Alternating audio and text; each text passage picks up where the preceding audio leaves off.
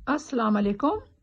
میں آج اپنے ان بچوں کے لیے، ان بہنوں کے لیے، ان بھائیوں کے لیے ایک بہت خاص وظیفہ لے کر آئی ہوں جن کا نماز میں دل نہیں لگتا، یا اگر وہ نماز پڑھ تو لیتے ہیں لیکن مسئلہ یہ ہوتا ہے کہ بڑا سمجھ کے کہ پتہ نہیں کیا بھاری وزن ہمارے دماغ پہ آ گیا ہے. جیسے جیسے نماز کا ٹائم قریب آتا ہے ویسے ویسے اکثر بچوں کے دلوں میں یہ ہوتا ہے ہائے اب نماز پڑھنی ہے، اب نماز پڑھنی ہے. ماں باپ 10 دفعہ بھی کہہ لیں، ان کے کہتے ہیں نا کان پہ جوں نہیں رینگتی. وہ سوچتے ہیں بس کسی طریقے سے نماز کا ٹائم نکل جائے اور ہم ادھر ادھر ٹائم پورا کر کے نماز نہ پڑھیں. تو ایسے بچوں کے لیے، اور صرف بچوں میں عادت نہیں ہوتی، ہم بڑوں میں بھی عادت ہوتی ہے. سم ٹائم ہم لوگ اگر سو رہے ہوتے ہیں کہتے ہیں یار سو جاؤ، ابھی 1 گھنٹے بعد قضا پڑھ لیں گے یا دوسری نماز کے ساتھ قضا پڑھ لیں گے. لیکن ان لوگوں کو پتہ ہونا چاہیے، میرے بچوں کو، بھائی بہنوں کو، کہ قضا نماز کا بھی حساب کتاب ہوگا. قبول تو کی جائے گی لیکن اگر ہم دیر سے پڑھیں گے یا قضا پڑھیں گے تو اس کا بھی حساب کتاب ہوگا. ہمیں صحیح وقت پر نماز ادا کرنا چاہیے. فرض کریں اگر صبح کا وقت نماز کا ہے اور اس وقت ہم سو رہے ہیں اور اٹھ کے ہم بعد میں 8 بج گئے، نماز کا ٹائم نکل گیا اور ہم 8 بجے کے بعد نماز پڑھ رہے ہیں یا 8 بجے نماز پڑھ رہے ہیں، تو سمجھ لیں وہ قضا نماز میں شمار ہو گئے.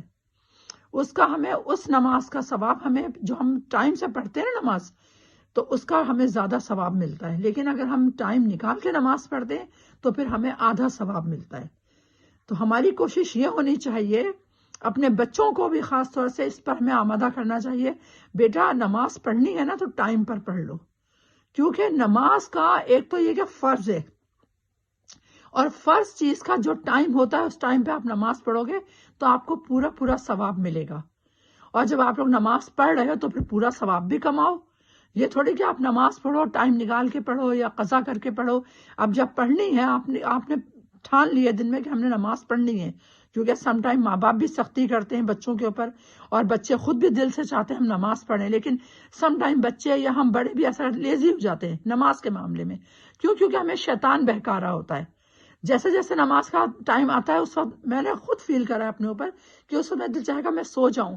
اگر ذرا سی آنکھ لگی ہوئی ہے اور میں نے دیکھا آنکھ لگ گئی، اس کے بعد نماز کے ٹائم پہ آنکھ کھلی، میں کہوں گی ہائے اب تو میری آنکھ لگ گئی، اب میں اٹھی ہوں تو مجھے وضو کرنا پڑے گا، چلو قضا کر کے دوسری نماز کے ساتھ پڑھ لوں گی.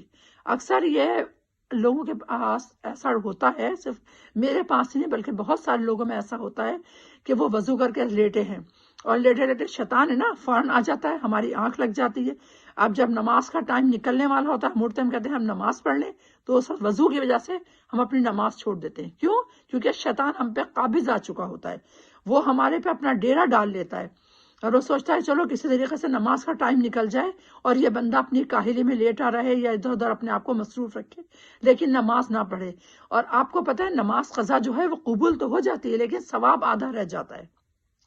اور جب میرے بھائیوں، میرے بہنوں، اگر ہم لوگوں نے نماز پڑھنی ہے نا تو کوشش کرنا چاہیے کہ اپنے ٹائم پر نماز پڑھ لیں تاکہ ہمیں اس نماز کا پورا ثواب ملے. جب ہم نے نماز پڑھنی ہے اپنے ٹائم سے پڑھیں اور خشوع اور خضوع یعنی کہ توجہ سے پڑھیں. جتنی توجہ آپ کی نماز پہ ہوگی نا تو سمجھ لیں اتنا ہی آپ کو ثواب ملے گا. توجہ میں یہ کہ اپنا دل دماغ میں یہ سوچ لیں کہ اللہ پاک ہمیں دیکھ رہا ہے، ہماری نماز کو اللہ پاک کانسنٹریٹ کر رہا ہے، یعنی کہ توجہ اللہ کی ہماری طرف ہو گئی ہے. جب ہم نماز کے لیے کھڑے ہو گئے، ہم نے اللہ اکبر کہہ دیا، سمجھ لو اللہ پاک ہمیں دیکھ رہا ہوتا ہے اس وقت.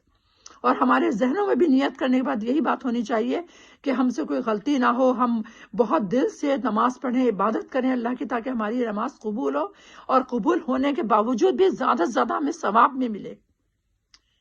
کیونکہ ہم ثواب کی نیت سے پڑھتے ہیں نا، اسی لیے پڑھتے ہیں کہ نماز کا سوال ہوگا، سب سے پہلے اسلام کا ہوگا، پھر نماز کے بارے میں پوچھا جائے گا. تو یہ نماز ہی ہمارے کو جنت کا راستہ دکھاتی ہے.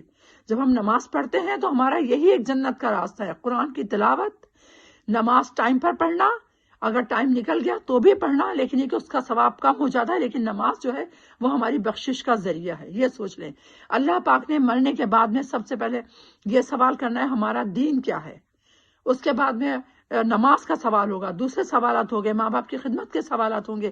تو اس میں اہم سوال جو ہے وہ ہماری عبادت ہے اور ایک ماں باپ کی خدمت ہے. یہ دو جو ہے نا، یہ دو ہماری پکڑ ہیں. اگر ہم نے ٹائم سے نماز نہیں پڑھی یا نماز چھوڑ دی، نماز کے ہم پابند نہیں ہوئے، تو ہماری بہت بڑی پکڑ ہے. اس کے بعد میں ماں باپ کی خدمت، یہ بھی ہمارے لیے ایک پکڑ ہے. اگر ہم نے اپنے ماں باپ کے ساتھ اچھا سلوک کرا، ان کی بات مانی، ان کے کہنے پر چلے، تو سمجھ لیں ہمیں دنیا میں ہی جنت مل گئی، نماز کے ذریعے، ایک نماز کا پابند بننا، دوسرے ماں باپ کا کہنا ماننا، یہ دونوں راستے سیدھے جنت میں لے جاتے ہیں۔ اور موت برحق ہے، ایک دن موت آنی ہے، موت سے کوئی انکار نہیں کر سکتا، اور مرنے کے بعد ہی ہمارا حساب کتاب ہوگا کہ ہم جنت میں جائیں گے یا دوزخ میں۔ لیکن جنت اور دوزخ کا راستہ ہمارے اپنے ہاتھ میں ہے۔ کس طریقے سے؟ نماز کے ذریعے، قرآن کی عبادت، قرآن کی تلاوت کرنے سے، اور ماں باپ کی خدمت کرنے سے۔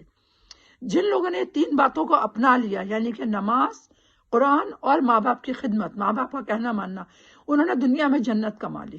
بس اب میں آپ لوگوں سے یہی کہوں گی کہ میرے بہن بھائیوں، آپ لوگ توجہ سے، بالکل جب آپ نماز کی نیت باندھتے ہیں نا، تو اس وقت 3 دفعہ لا حول ولا قوت الا باللہ العلی العظیم 3 دفعہ کہہ لیں، 7 دفعہ کہہ کے اپنے ہاتھوں پہ دم کر کے منہ پہ پھیر لیں اور سر پہ پھیر لیں، ٹھیک ہے؟ تو اس سے یہ ہوتا ہے کہ ہمارا شیطان جو ہے وہ ہم سے دور بھاگ جاتا ہے خود بخود۔ اور اس کے بعد نماز کی نیت کریں، نماز پڑھیں، اور نماز میں دل لگانے کے لیے خاص طور سے میرا جو آج موضوع ہے وہ نماز میں دل لگا۔